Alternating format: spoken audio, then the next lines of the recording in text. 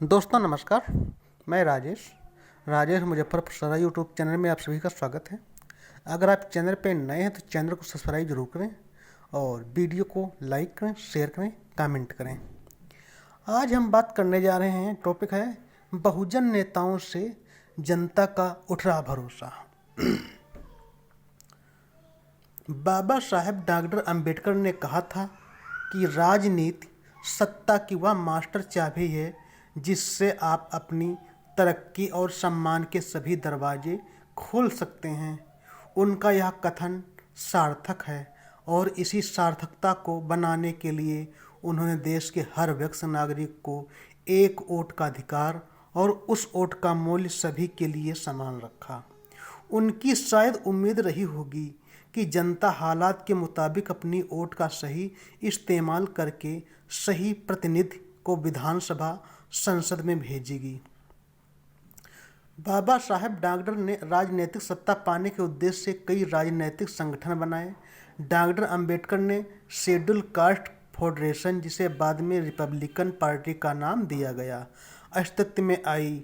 1957 की दूसरी लोकसभा में 6 सीटें रिपब्लिकन पार्टी के खाते में आईं और अंबेडकरवाद की विचारधारा का प्रचार प्रसार शुरू हुआ।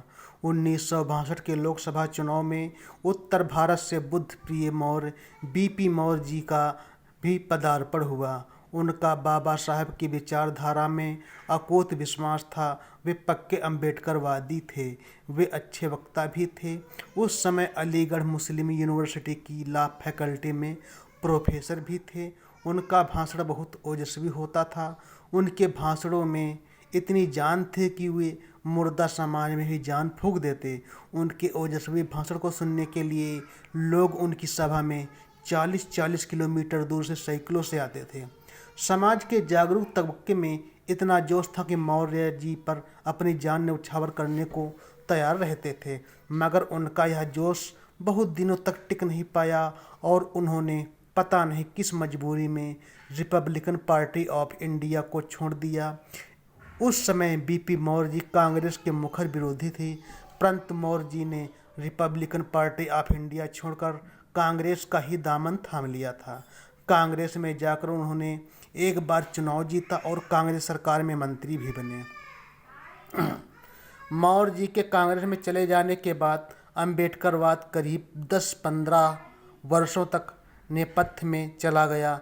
उसके बाद मान्यवर साहब काशीराम जी के आंदोलन की शुरुआत महाराष्ट्र से ही होती है।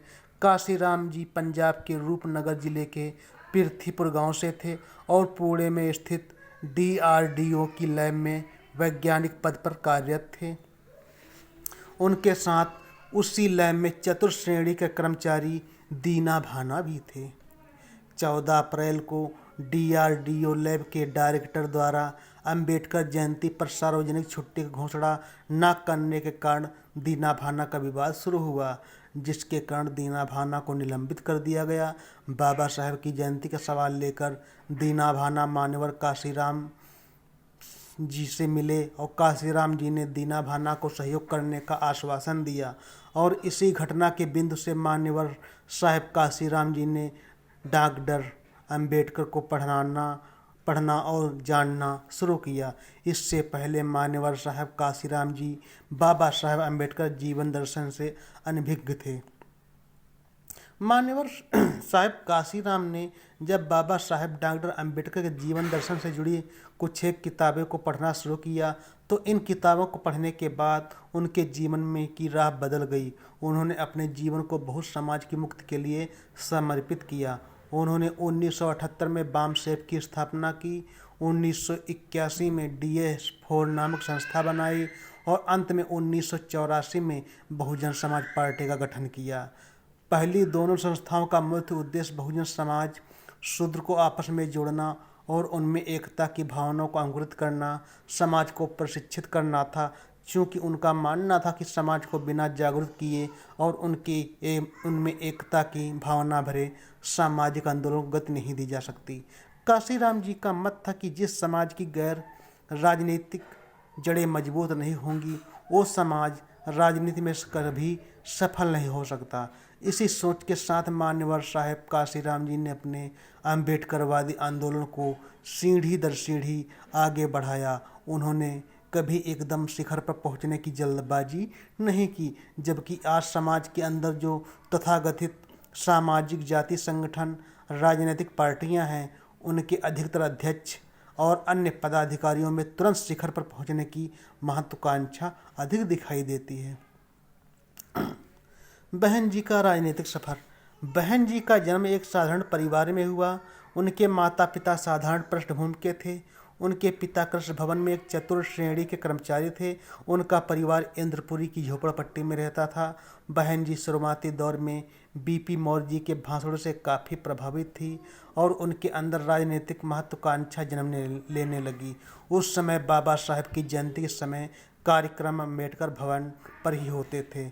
बीपी मौर्य भी 14 अप्रैल को वहीं पर आते थे। अगर हम यूँ कहें कि शुरुआती दिनों में बहन जी पर बीपी मौर्य की कार्यशैली का काफ़ी प्रभाव था तो गलत नहीं होगा।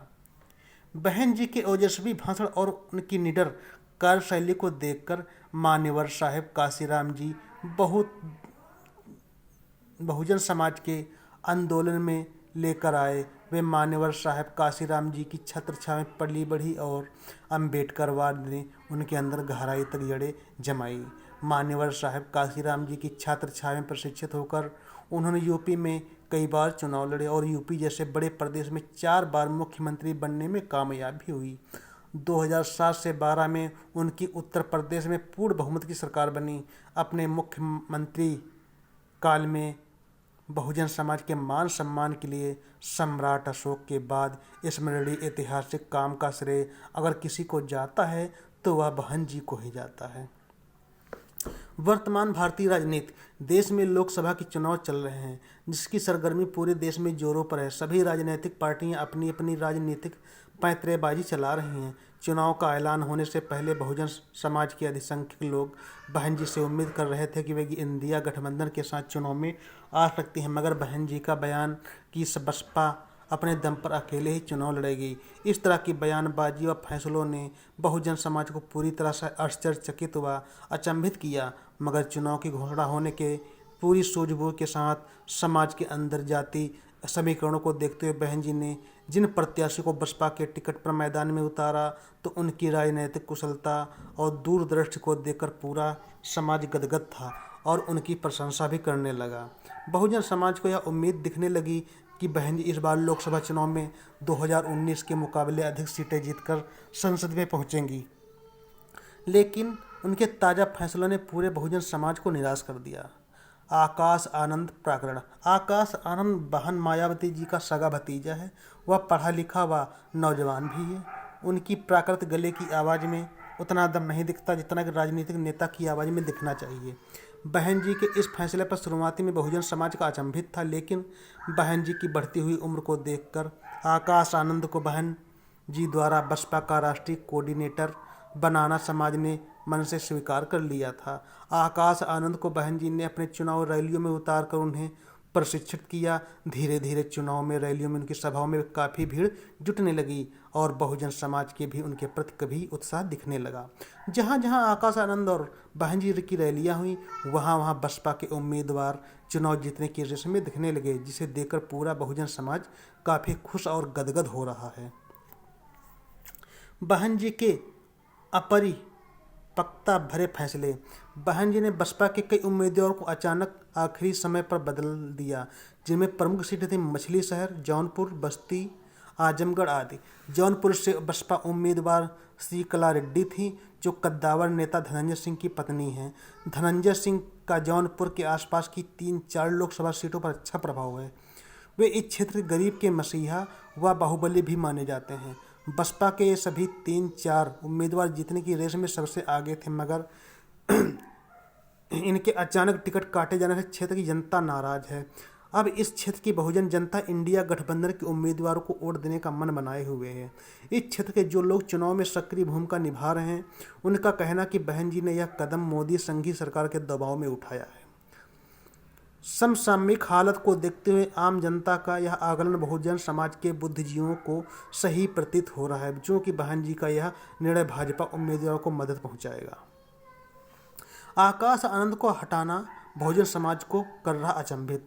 आकाश आनंद को अचानक हटाना कई प्रकार के संदेह दे रहा है। उनकी सभाओं में, रैलियों में अधिक भीड़ का जुटना और आनंद द्वारा मोदी भाजपा विरोधी अटैक करना भाजपाइयों को गहराई तक जख्मी कर रहा था, जिससे लेकर मोदी भाजपा ने आकाश आनंद को चुनावी रैलियों से दूर रहने के लिए बहन जी से कहा होगा। नंबर 2, राजनीति के इतिहास में कभी कभी नज़दीक सगे संबंधी भी दुश्मन की तरह देखे जाते हैं। शायद ऐसा तो नहीं कि युवा आकाश आनंद की रैलियों में युवाओं की भारी भीड़ देखकर बहन जी ने अपनी गिरती साख को बचाने के लिए ऐसा कदम उठाया हो। नंबर 3, बहन जी की अभी तक की राजनीतिक कार्य प्रणाली यही रही कि अपने व्यक्तित्व के सामने किसी भी कार्यकर्ता के व्यक्तित्व को चमकने मत दो।